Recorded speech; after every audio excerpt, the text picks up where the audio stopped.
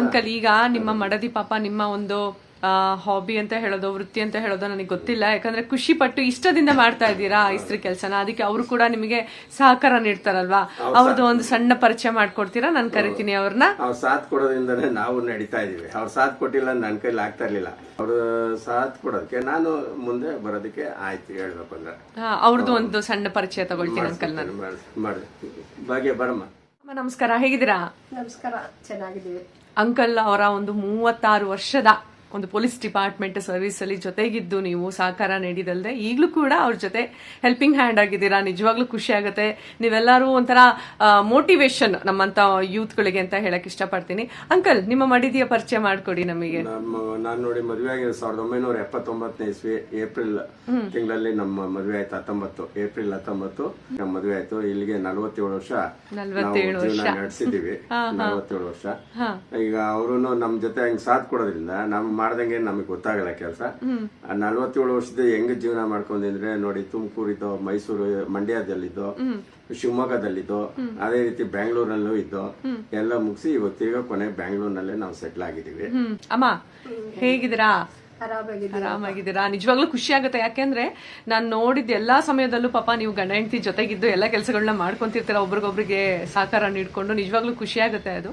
ಅಮ್ಮ, ಈಗ police department ಅಂದ ತಕ್ಷಣನೇ ಒಂದ್ ಸ್ವಲ್ಪ ಕೆಲವ್ರಿಗೆ ಖುಷಿ ಆದ್ರೆ ಕೆಲವ್ರಿಗೆ ಬೇಜಾರಾಗುತ್ತೆ. ಯಾಕೆ ಅಂತ ಹೇಳಿದ್ರೆ ಬೇರೆ ಬೇರೆ ಊರಿಗೆ ಹೋಗ್ಬೇಕಾಗತ್ತೆ. ಆಮೇಲೆ ಆ ವೃತ್ತಿನೇ ಆ ತರ ಇದೆ, ಒಂದ್ ಸ್ವಲ್ಪ ಭಯ ನೀಡೋ ತರಾನೇ ಇದೆ. ಯಾಕಂದ್ರೆ ಪೊಲೀಸು, ಕಳ್ಳರು, ಚೇಸಿಂಗು, ಅಟ್ಯಾಕ್ ಗೊತ್ತಲ್ಲ ನಿಮಗೆ. ಆ ಒಂದು ಭಯದ ಮಧ್ಯನೂ ನೀವು ಮದ್ವೆ ಆಗಿ ಸಕ್ಸಸ್ಫುಲಿ ಆ ಒಂದು ಸರ್ವಿಸ್ ಡ್ಯೂರೇಷನ್ ನ ಕಳೆದು ಈಗ ಅಂಕಲ್ ಜೊತೆ ಇದ್ದೀರಾ ನೀವು.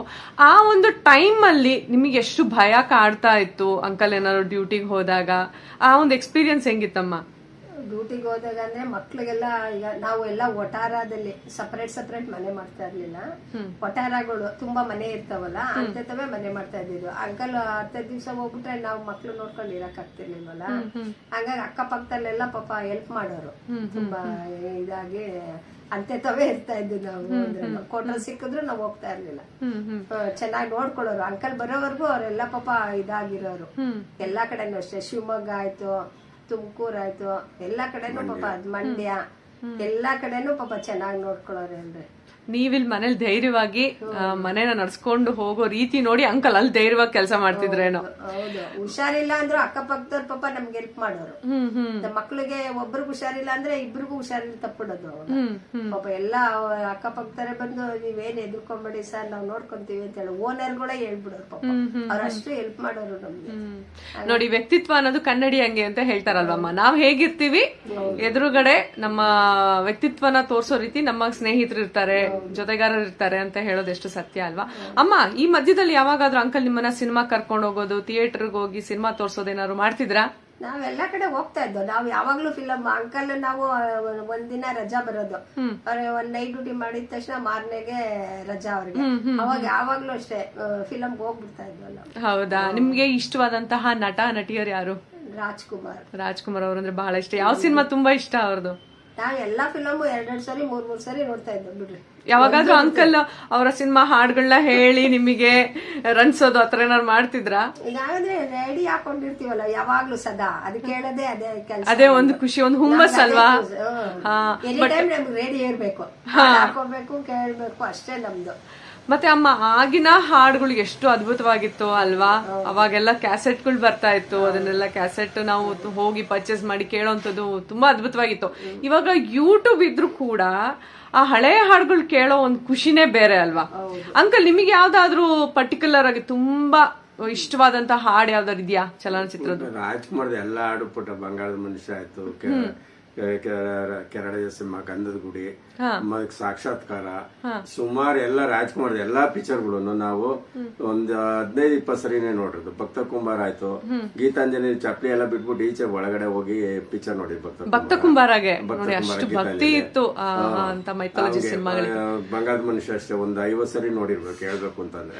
ಟಿವಿಲಿ ಇವತ್ತಿಗೂ ಬಂದ್ರು ಅದು ಹಾಕೊಂಡು ಕೂತ್ಕೊಂಡ್ಬರೋದು. ಯಾಕೆಂತಂದ್ರೆ ಅವ್ರದ್ದು ಆಕ್ಟಿಂಗ್ ಹಂಗೆ ಇತ್ತಲ್ಲ ಅವಾಗಿಂದ. ಅದರಿಂದ ನಮ್ಗೆ ಅವಾಗಿಂದನು ರಾಜ್ಕುಮಾರ್ ಅಂದ್ರೆ ರಾಜ್ಕುಮಾರ್ಗೆ ಸ್ವಲ್ಪ ಯಾರಾದ್ರೂ ಏನೋ ಮಾತಾಡೋದು ನಾವು ತಡಿಕೊಂತಲ್ಲ, ಯಾಕಪ್ಪ ಅಂತ ಹೇಳ್ಬಿಟ್ಟು ಎಲ್ಲ ಕ್ವಶನ್ ಮಾಡಿವು, ಯಾಕೆ ಇದ್ ಮಾಡೋದು ಆ ತರ ಎಲ್ಲ ಎಡಿಟ್ ಮಾಡಬಾರ್ದು ಅಂತ. ಆ ರೀತಿಯಾಗಿ ನಾವು ಅವ್ರ ಪಿಕ್ಚರ್ಗಳು ಯಾವ್ದು ಮಿಸ್ ಮಾಡ್ತಾ ಇಲ್ಲ. ಅದೇ ರೀತಿ ವಿಷ್ಣುವರ್ಧನ್ ಅವರು ಅಷ್ಟೇ, ಆಲ್ಮೋಸ್ಟ್ ಎಲ್ಲಾ ಫಿಲಮ್ ನಾವು ತಮಿಳ್ ಫಿಲಮ್ ನೋಡ್ತಾ ಇದ್ದಾರೆ. ಯಾಕಂದ್ರೆ ಅವಾಗ ದಿವಸಕ್ಕೆ ಒಂದ್ಸರಿ 2 ಸರಿ ನಾವು ಪಿಕ್ಚರ್ ಹೋಗೋದೆ, ವಾರಕ್ಕೆ ಒಂದ್ ದಿವಸ ಮಿಸ್ ಮಾಡ್ದಂಗೆ ಪಿಕ್ಚರ್ ಅಂತೂ ಹೋಗ್ತಾ ಇದ್ವು. ಮತ್ತೆ ಮಲ್ಲೇಶ್ವರಂ ಜನತಾ ಹೋಟ್ಲ್ ಅಂತ ಇತ್ತು, ಆ ಜನತಾ ಹೋಟ್ಲಲ್ಲಿ ನಾವು ಎವ್ರಿ ಸಂಡೇ ಬಂದ್ಬಿಡಿವ, ಲೈನ್ ಅಲ್ಲಿ ನಿಂತು ಮಸಾಲೆ ದೋಸೆ ತಿನ್ಕೊಂಡು ಮನೆಗೆ ಹೋಗೋದು, ಹೋಗೋದು ಹಂಗೆ ತಿನ್ಕೊಂಡು ಬರೋದು. ನಿಜವಾಗ್ಲೂ ಆಗಿನ ಟೈಮೇ ಗೋಲ್ಡನ್ ಟೈಮ್ ಅಂತ ಅನ್ಸುತ್ತೆ ನನಗೆ. ನೀವು ಡಿಪಾರ್ಟ್ಮೆಂಟ್ ಆ ಬೆಟ್ಟದ ಮೇಲೆಲ್ಲ ಹೋದಾಗ್ಲೆಲ್ಲ ನಿಮ್ಮಷ್ಟಿಗೆ ನೀವು ಹಾಡು ಹೇಳೋವಂಥದ್ದು, ಆಮೇಲೆ ಜೊತೆಗಿರೋರ್ ಜೊತೆಗೆ ಸ್ವಲ್ಪ ಎಂಟರ್ಟೈನ್ಮೆಂಟ್ ಅವೆಲ್ಲ ಇರ್ತಿತ್ತ ಅಂಕಲ್ ಏನಾದ್ರು? ಇಲ್ಲ ಅಲ್ಲಿ ಎಂಟರ್ಟೈನ್ಮೆಂಟ್ ಇರೋದಕ್ಕೆ ಏನಂದ್ರೆ ನಮ್ದು ವೈರ್ಲೆಸ್ ಸೆಟ್ ಅಲ್ಲ, ಅದೊಂದು ಕಂಟಿನ್ಯೂಸ್ ನಾವು ವಾಚ್ ಮಾಡ್ಬೇಕಾಯ್ತು. ಓಹೋ, ಯಾವ್ದೇ ಕಾರಣಕ್ಕೂ ಎಂಟರ್ಟೈನ್ ಮಾಡೋದಕ್ಕೆ ಅಲ್ಲಿ ನಮ್ಗೆ ಆಗ್ತಾ ಇಲ್ಲ. ಕಾರಣ ಏನಂದ್ರೆ ಒಬ್ರು ಅಂತೂ ಇರ್ಲೇಬೇಕಾಯ್ತು, ಇನ್ನೊಬ್ರು ಆಚೆ ಓಡಾಡ್ಕೊಂಡ್ ಬಂದ್ರು ಇನ್ನೊಬ್ರು ಇರ್ಲೇಬೇಕಾಯ್ತು. ಯಾಕಂದ್ರೆ ಒಬ್ರು ಅದೇ ರೀತಿ ಒಬ್ರು ಇಡೀ ಸೆಟ್ ಮುಂದೆ ಅಂತ ಒಬ್ರು ಇರ್ಬೇಕಾಯ್ತು. ಯಾಕಂದ್ರೆ ಯಾವ ಸಮಯದಲ್ಲಿ ಸೀನಿಯರ್ ಆಫೀಸರ್ಸ್ ಕಾಲ್ ಮಾಡ್ತಾರೆ ಗೊತ್ತಾಗಲ್ಲ. ಸೊ ಅದರಿಂದ ಒಬ್ರು ಇದ್ದು ಇನ್ನೊಬ್ರು ಬೇಕಾದ್ರೆ ಆಚೆ ಓಡಾಡ್ಕೊಂಡ್ ಬಂದು ತಿರ್ಗಿ 6-7 ಎಲ್ಲೇ ಹೋದ್ರು ಬೆಟ್ಟಕ್ಕೆ 6-7 ಗಂಟೆ ಒಳಗೆ ಇಬ್ರು ಒಳಗಡೆ ಸೇರ್ಕೊಂಡ್ಬಿಟ್ರೆ ಇನ್ನು ಬೆಳಿಗ್ಗೆ 6-7 ಗಂಟೆಗೆ ನಾವು ಹೊರಗಡೆ ಬರಕ್ ಆಗ್ತಾ ಇದೀವಿ. ಅಷ್ಟು ಕಷ್ಟ. Thank you so much uncle. ಯಾಕಂದ್ರೆ ಬಹಳ ಜನಗೆ ಗೊತ್ತಿಲ್ಲ ವಿಷಯ, ಪೊಲೀಸ್ ಡಿಪಾರ್ಟ್ಮೆಂಟ್ ಅಲ್ಲಿ ಈ ತರ ಒಂದು ವೈರ್ಲೆಸ್ ಕಮ್ಯುನಿಕೇಶನ್ ಡಿಪಾರ್ಟ್ಮೆಂಟ್ ಅನ್ನೋದು ಕೂಡ ಇತ್ತು ಅಂತ ಹೇಳಿ. ಯಾಕಂದ್ರೆ ಇವಾಗ ಬಹಳ ಸುಲಭ ರೀತಿಯಲ್ಲಿ ಮೆಸೇಜ್ ನ ಪಾಸ್ ಮಾಡ್ತೀವಿ.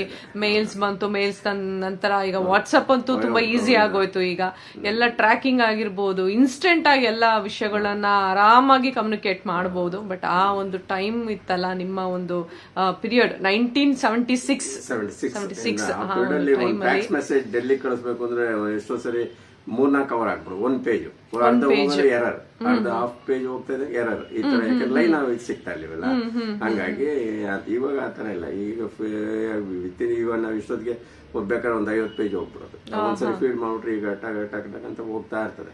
ಯಾಕಂದ್ರೆ ಲೈನ್ ಎಲ್ಲೂ ಟ್ರಬಲ್ ಆಗಲ್ಲ, ಎಲ್ಲ ಲೈನ್ ಇತ್ತು, ಎಲ್ಲೋ ಡಿಸ್ಕನೆಕ್ಟ್ ಆಗ್ಬಿಡೋದು, ತೊಂದರೆ ಆಗ್ತಾ ಇತ್ತು. ಥ್ಯಾಂಕ್ ಯು ಅಂಕಲ್, ಒಂದು ಒಳ್ಳೆ ಮಾಹಿತಿ ಕೊಟ್ಟಿದ್ದಕ್ಕೆ. ಅಂಡ್ ನಿಮ್ಮ ಒಂದು ಈ ಒಂದು ಅಮೃತ ಘಳಿಗೆ ಅಂತ ಹೇಳ್ತೀನಿ, ಯಾಕೆಂದ್ರೆ ಸದಾ ಬ್ಯುಸಿ ಇರ್ತೀರಾ ನೀವಿಬ್ರು ಪಾಪ ದಂಪತಿಗಳು. ನನಗೋಸ್ಕರ ಬಿಡು ಮಾಡ್ಕೊಂಡು ನನ್ನ ಜೊತೆ ಮಾತುಕತೆ ಆಡಿದ್ದಕ್ಕೆ ತುಂಬಾ ಧನ್ಯವಾದ ಅಂಕಲ್. Thank you. ನಮಸ್ಕಾರ.